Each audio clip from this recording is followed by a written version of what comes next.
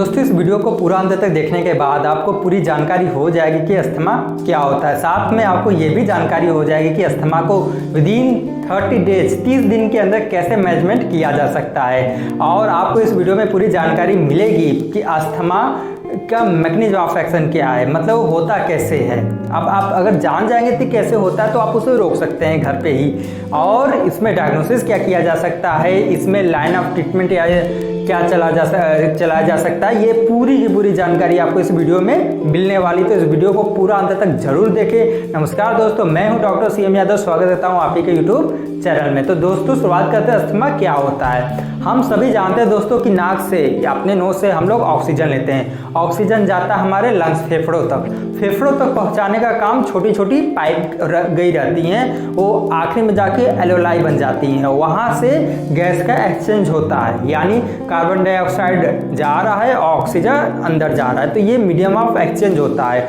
लेकिन क्या हो अगर वो जो पाइप गया है वो पाइप सिकुड़ जाए, क्या हो अगर वो जो पाइप गया है उसके अंदर उसके अंदर में सेल्स गए हैं, उसके अंदर में जो भी सेल्स गए हैं उसके अंदर इन्फ्लामेशन हो जाए, सूजन हो जाए। क्या हो अगर उसके अंदर जो पाइप जाए उसके अंदर पूरा का पूरा म्यूकस या स्पूटम भर जाए। तो अगर ऐसा होना शुरू हो जाता है तो पेशेंट अस्थमैटिक हो सकता है। तो अब बात करते हैं कि ऐसा होता क्यों है।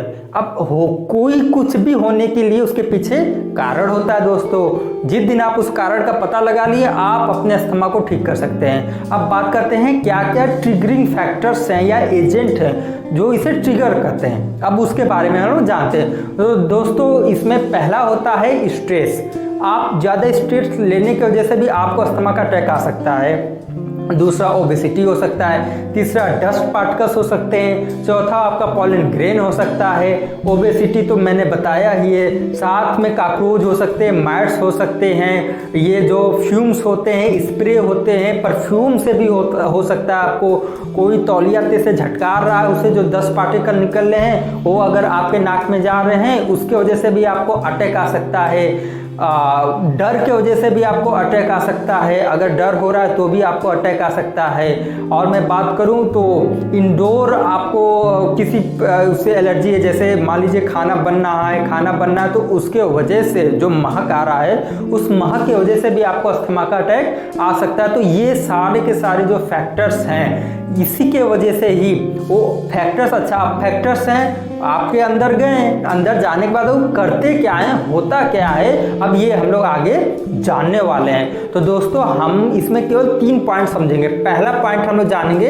कि इन्फ्लामेटरी सेल्स क्या है, दूसरा मेडिएटर्स क्या है और तीसरा ये मेडिएटर्स एक्शन क्या दिखाते हैं। तो ये 3 चीज आपको ध्यान से समझना है। क्या पहला चीज इन्फ्लामेटरी, मेडिएटर और एक्शन है। अब इन्फ्लामेटरी में कुछ सेल्स होते हैं, जैसे मास्ट सेल्स होता है, ठीक है। मास्ट सेल के बाद होता है इओसिनोफिल्स होते हैं, न्यूट्रोफिल सेल होते हैं, बेसोफिल्स होता है, प्लेटलेट्स होता है, ये TH हेल्पर सेल्स होते हैं। ये सब सेल्स क्या होते हैं कि जो भी पाइप गया है आपके लंग्स तक, ठीक है, फेफड़ों तक, उसके लंग्स है उसके ही अंदर ये बैठे रहते हैं। वो हमेशा रहेंगे ही रहेंगे। उनका काम है सुरक्षा करना और अलर्ट करना बॉडी को कि ये हो रहा है। और एक्शन, अब जैसे ही मान लीजिए आपके अंदर जैसे ही स्प्रे गया या कोई परफ्यूम मारा, उसका महक आपके नाक से होते हुए फेफड़ों में गया और उससे आपको एलर्जी है, तो जैसे ही जाएगा वो जाकर के इन सेल को ट्रिगर कर देगा। जैसे ही ट्रिगर करेगा दोस्तों तो वो इसके रिस्पांस में कुछ रिलीज करेगा। जो ये रिलीज करते हैं उसी को मेडिएटर्स बोलते हैं। अब ये मेडिएटर्स क्या होते हैं, इसमें हिस्टामिन्स आते हैं, ल्यूकोट्रिन्स आते हैं, साइटोकाइनिन आते हैं, कीमोकाइनिन आते हैं, काइनिन आते हैं, ग्रोथ फैक्टर आता है।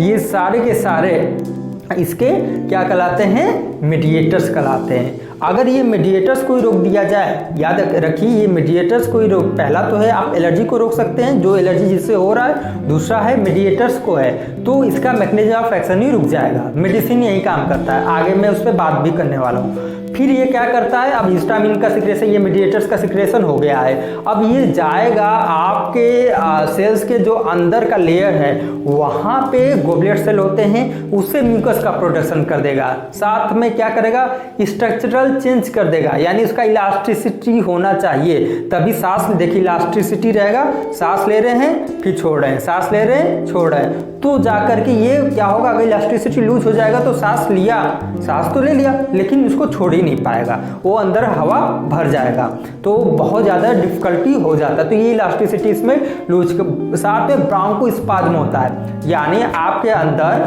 जो जितने भी एलोलाई हैं या उसमें दर्द होना शुरू हो जाएगा, स्पाज्म होना शुरू हो जाएगा, और प्लाज्मा एस्क्यूडेशन होता है। प्लाज्मा एस्क्यूडेशन क्या होता है, यानी कुछ रिस के बाहर आने लगता है, टीनेसियस म्यूकस लाइक होते हैं, ये सब अपना फैक्टर शुरू करते हैं। साथ में एपिथेलियल सेल से बने होते तो उसका शेडिंग होने लगता है, वो जा करके उसको नैरो कर देता है। किसको नैरो करता है, जो पाइप के माध्यम से आपके अंदर सांस जा रहा है, यानी पाइप के माध्यम से आपके अंदर ऑक्सीजन जा रहा है, उसको नैरो कर देता है। अब हम बात करते हैं कि ठीक है, अच्छा ये सब तो हो गया है, अब हम ये बात करेंगे कि कैसे मालूम हो कि अस्थमा है, ऐसा क्या क्या क्लिनिकल फीचर्स होगा कि मालूम होगी कि नहीं यार ये तो है, हमको भी लक्षण दिख रहा है, में भी अस्थमा हो सकता है। दोस्तों, पेशेंट हमेशा आपसे कंप्लेन कर सकता है कि चेस्ट यानी टाइटनेस, भारीपन लग रहा है, छाती में भारीपन महसूस होना उसको हो जाएगा।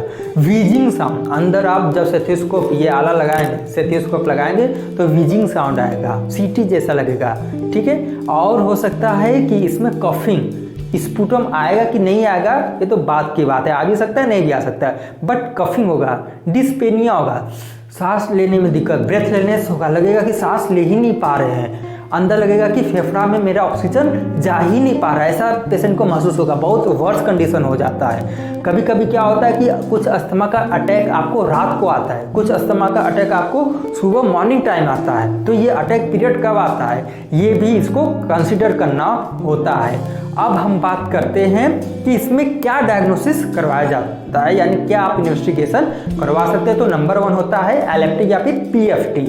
एलएफटी यहाँ पे लीवर फंक्शन टेस्ट नहीं होता है, मैं फिर बता रहा हूँ, इसे कहते हैं लंग फंक्शन टेस्ट करते हैं। पीएफटी यानी पल्मरी फंक्शन टेस्ट होता है। इसमें क्या करते हैं, इसमें हम लोग रेशियो देखते हैं। किसका रेशियो देखते हैं, कुछ वॉल्यूम और कैपेसिटी होते हैं एक्सपेक्ट्री, उसका हम लोग रेशियो देखते हैं। अगर उस रेशियो में डिफ्लेक्शन आएगा या उसमें फ्लक्चुएशन आना शुरू हो जाएगा तो हम लोग अपना आगे डायग्नोसिस ले जाते हैं। साथ में हम लोग सीबीसी करवाते हैं, न्यूट्रोफिल्स देखते हैं कि इसमें क्या बढ़ा है क्या है, और न्यूट्रोफिल के साथ ईओसिनोफिल, बेसोफिल्स, ये सब को भी हम लोग इसका रेंज देखते हैं। ये सार भी करवा लेते हैं, सीआरपी, सी रिएक्टिव प्रोटीन से करते हैं, इसे भी करवा सकते हैं। एबीजी दोस्तों बहुत इंपॉर्टेंट इसमें होता है, आर्टियल ब्लड गैस इसे बोलते हैं। इसमें क्या होता है कि बहुत से जो पेशेंट होते हैं अगर वो क्रोनिक हो जाते हैं या फिर उनके ये जो लिप्स देख रहे हैं ये नीला पड़ने लगता है, नेल बेड्स होते हैं वो नीले पड़ने लगते हैं। यहाँ पे आप देखेंगे अगर यहाँ पे भी साइनोसिस हो रहा है, नीलापन हो रहा है, तब वो कंडीशन में जितना जल्दी हो सके आप क्लिनिक जाइए या फिर हॉस्पिटल में पास में जाइए। क्यों,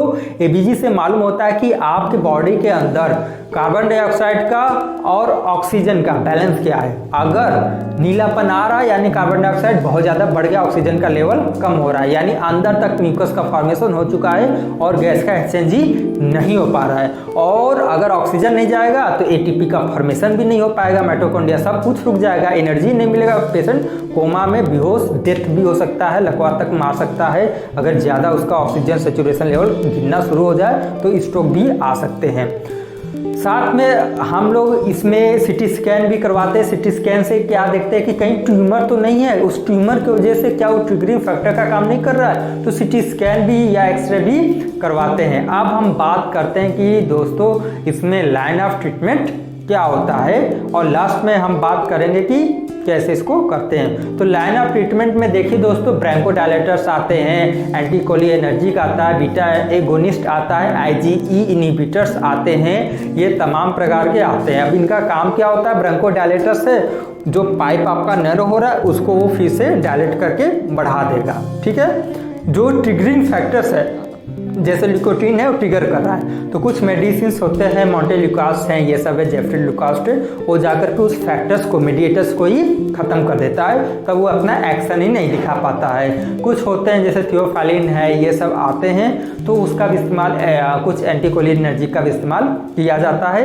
लेकिन ये सब आप कभी भी अपने मन से इस्तेमाल नहीं करेंगे, क्योंकि आधा अधूरा जानकारी खतरनाक होता है। इसलिए ये जानकारी आपको आपका फिजिशियन ही पूरी तरीके से देगा।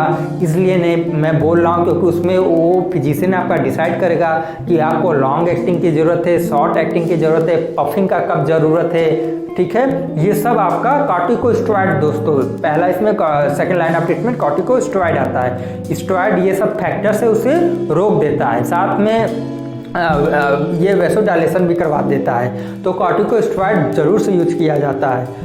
अब हम बात करते हैं कि ये सब तो